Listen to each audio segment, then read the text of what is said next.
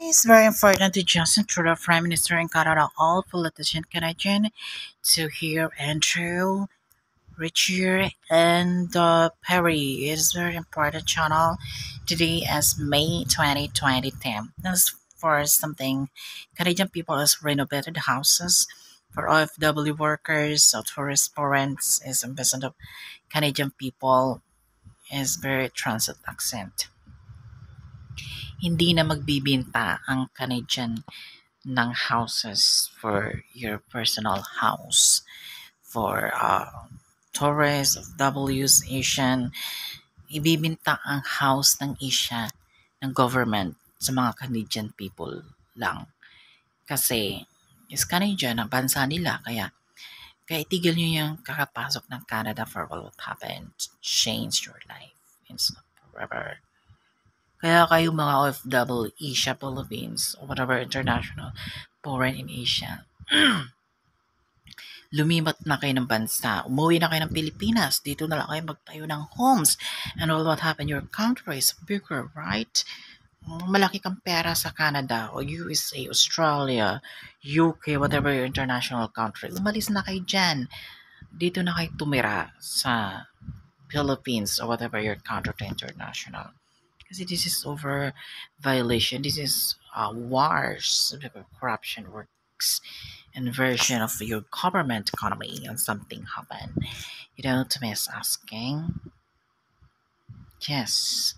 Kaya ako, hindi naman ako nagla-live sa Philippines. Dito ako nagtatrabaho sa Philippines para mabuhay. Pero yung personal money, personal house, wala akong house. Sports, a lot. Wala akong kayamanan or something. Pero may mga minana naman kaming mga lupa sa magulang namin sa Masbate City. Andun sa mga kapatid ko, sa mga tita ko. Hindi ko naman kailangan yun. Hindi ko naman kailangan ng kayamanan ng aking mga magulang. I'm fulfilled for the rich life in EMT of very rich of the Christ. His image world is made in or overflew and overrule of brilliantness my crowned in my head at this miracle and religion in this Asia. I am. Kontento na ako sa kayamanan na binigay sa akin ng Christ. Hindi ko na kailangan na mga kalupaan ng mga magulang ko, mother ko, the Filipino father, or whatever the mother, na may naipunta sila sa Masbate City for the Basalang o the Visoria for located. Andun sa mga kapatid ko, nandun sa mga tita ko or something. Business nila at doon sila naghanap buhay for anything to kupras or mga kupras ng nyog, for coconut oil, something. Hindi ko naman wala nga akong pakalam sa mga properties nila kasi hindi naman ako sakim sa kayamanan. I don't think so about earth. But I am content. I am kontento na ako sa kayamanan na binigay sa akin ng Christ for over to me is rich. You know what? Lalo nga yata ako nagiging powerful kasi as something kind of furnace for my Grace's life in disease. Lalo ako nagiging powerful eh. So, from here to Justin Trudeau and as Prime Minister, all government and Canadians is planning to mention houses project 2023, 2024 to 2030.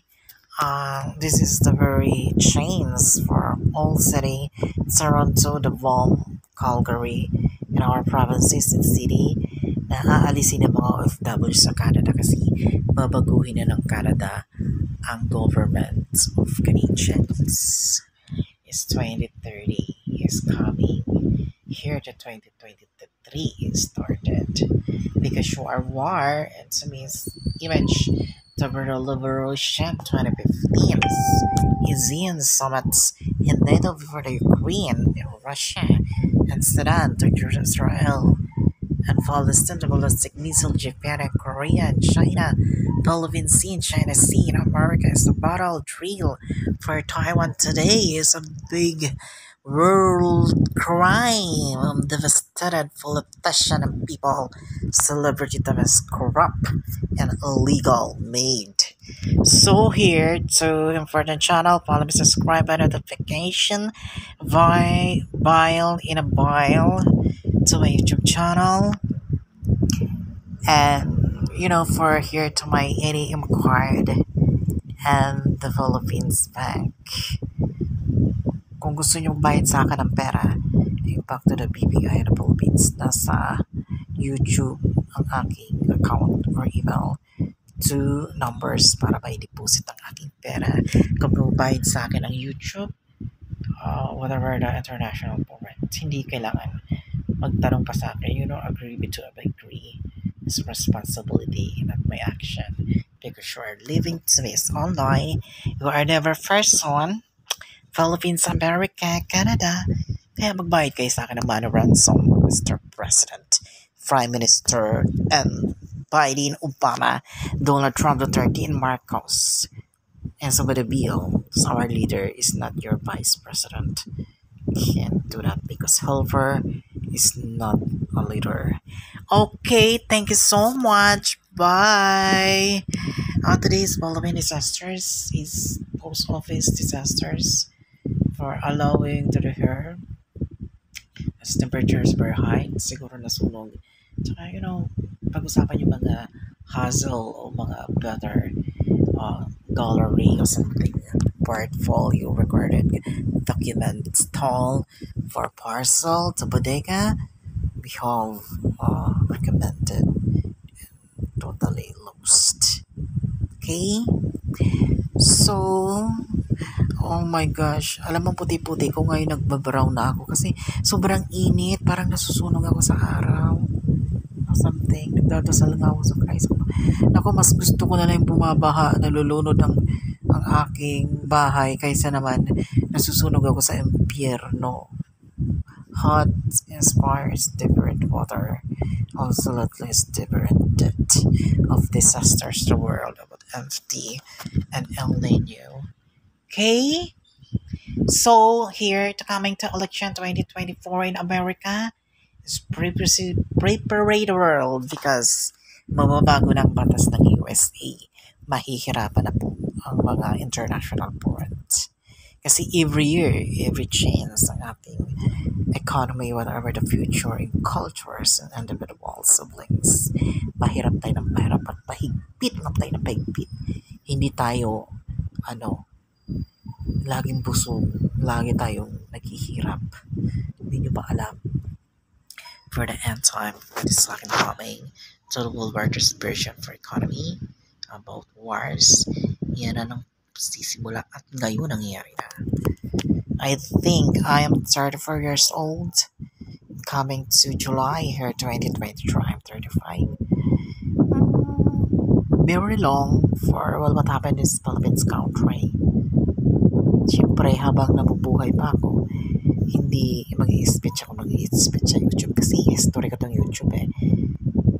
Kasi pag namatay na ako sa earth, mapapanood ng mga kapatid ko, mga magulang ko, mga kamag-anak ko na ganito pa lang aking narating and the first place for the world. So my Christmas image is worthy for majesty.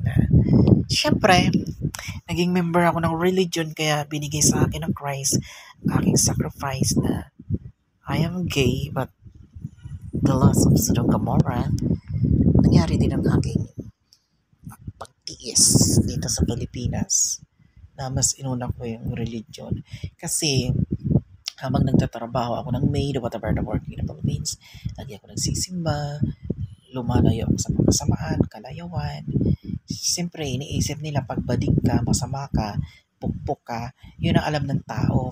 Lord, people's judgment rises, learning to focus to out of needs, inspiring to mankind and fairness to filter over the hill and disgusting judgment is evil. So, ganun ang mga tao ngayon sa mundo. Very marites. Okay, bye. Ciao. Love. The crime has already happened, or the alleged crime has already happened. So, how can you attribute bail to this increase in crime, and should there not be more supportive measures to prevent the crime in the first place? Being on bail, they've already allegedly committed the crime. So they're committing crimes on bail.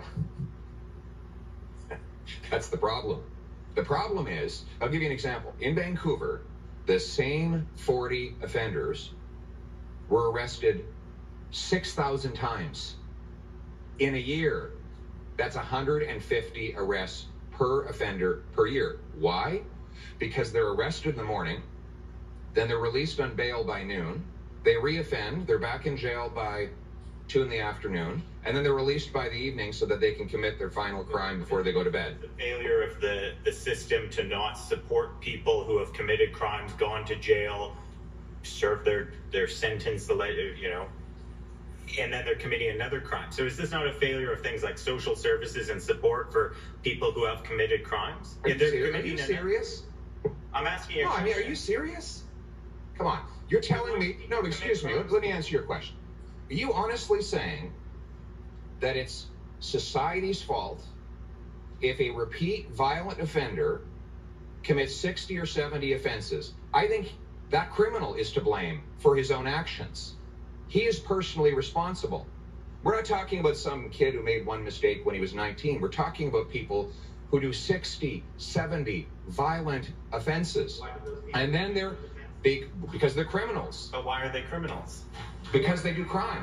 And why do they do crime? Because we let them out early on bail. So because they got I think we've solved the riddle here. Because they got let out early on bail. That's right. They then commit the crime. That's right. So that's what all the experts agree is the cause of the crime. So have they stayed in jail the whole time on bail in jail, not on bail as you say, they would then not commit crimes? Because they'd be in jail, so they couldn't commit crimes. And when they get out at the end of their sentence, they're crime-free? Well, we can't guarantee that, but what we can guarantee is the period when they're behind bars, they will not be able to do crime.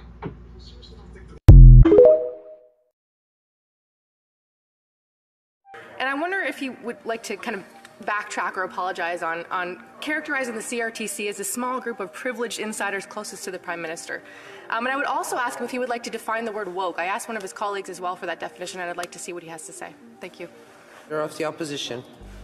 Actually, I will backtrack. It is a big group of insiders, Madam Speaker. It is a big, sprawling bureaucracy with far too many people working for it. There will be less people working for the CRTC when I'm Prime Minister because they'll have less power and they'll have a hell of a lot less to do when I restore freedom of speech and freedom of expression online and on the internet. And as for the definition of woke, woke has one purpose, only one purpose. Plenty of pretexts, but only one purpose: control. It is designed to divide people by race, by gender, by ethnicity, by religion, by vaccine status, and any other way that they can divide people into groups. Because why? Then you can justify having a government to control all those groups. No more woke. We need freedom. Maaaring isa ng super typhoon ang bagyong Mawar oras na pumasok ito sa Pilipinas. Bagamat hindi tatama sa lupa, maghahatid ang bagyo ng pag-ulan sa Hilagang Luzon. Nasa frontline ng balitang yan, si Gio Robles. Sa Biyernes o sa Sabado, nasa Philippine Area of Responsibility na ang bagyong may international name na Mawar. Tatawagin itong Betty, ang ikalawang bagyo ngayong taon. Nasa Pacific Ocean pa ang bagyo pero posibleng isa na itong super typhoon kapag pumasok sa bansa. Sa ngayon po, hindi natin niro-rule out, no? Dahil nasa karagatan pa rin ito at malayo pa rin po sa kalupaan ng ating bansa. Possibly within the next 48 hours ay posible pang or less, ay posibleng ma-reach nito yung super typhoon intensity. Nasa 2,275 kilometers silangan ng Mindanao ang Typhoon Mawar. Taglay nito ang lakas na aabot sa 140 kilometers per hour at bugsong hanggang 170 kph. Kapag naging super typhoon, tataglayin nito ang lakas na higit 185 kph at bugsong 100 kph pataas. Kaya na nitong magpatumba ng mga puno, mga bahay na gawa sa light materials at mga poste. Pero sa forecast ng Pag-asa, hindi magla-landfall ang bagyong Betty sa Pilipinas at didiretso sa Taiwan sa weekend. Sa kabila niyan, hindi raw dapat magpakampante dahil mararamdaman pa rin sa Hilagang Luzon ang epekto ng bagyo. Malapit lang sa katimugang bahagi ng Taiwan yung mga ilang lalawigan sa extreme northern Luzon area gaya ng Batanes, Possibly yung mga lalawigan ng Ilocos Norte, Apari, or Apayao, and then Cagayan. Bunsod niyan, posible raw magtaas na ng storm warning signal sa Northern Luzon pagsapit ng weekend. Sa banta ng superbagyo, tanong tuloy ng ilan, isa rin ba ito sa epekto ng El Nino? Sagot ng Pag-asa, hindi. Mas kaunti raw ang bagyong nagla-landfall o tumatama sa lupa. Normally kapag may nararanasan tayong El Nino, ay nagiging madalang yung bagyo na nararanasan nating bansa at konti rin yung mga weather system na maaring magdulot sa atin ng pag-ulan. Pagpasok rin ng Typhoon Mawar sa bansa, hahatakin na nito ang hanging habagat na magdudulot ng pagsisimula ng panahon ng tag-ulan. Pero ilang buwan lang ang itatagal niyan lalo't nasa transition o lumilipat na tayo sa El Nino. Sa katapusan ng taon, pinakamararamdaman ang epekto ng El Nino. Last quarter of this year, posibleng dahan-dahan na maging below normal yung paulan na mararanasan sa mga ilang lalawigan po na ating bansa. That is dulot nga ng mga parating na El Nino. Nagbabalita mula sa Frontline, Gio Robles, News 5.